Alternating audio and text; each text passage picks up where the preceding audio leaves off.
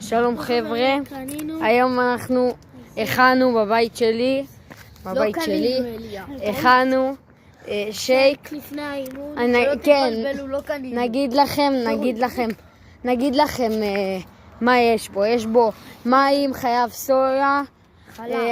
סויה, 2 בננות, קצת סוכר, קצת הרבה סוכר, בננה יבשה, בננה לוטי, שזה בקיצור של בננה יבשה. יש בזה גם קפה, אתם לא רואים, אבל יש בזה גם קפה וסירופ שוקולד כדי שיהיה טעים. עכשיו אנחנו עכשיו תואמים, רואים אותנו? יאללה, כל אחד תואם, יאללה, צ'ירס.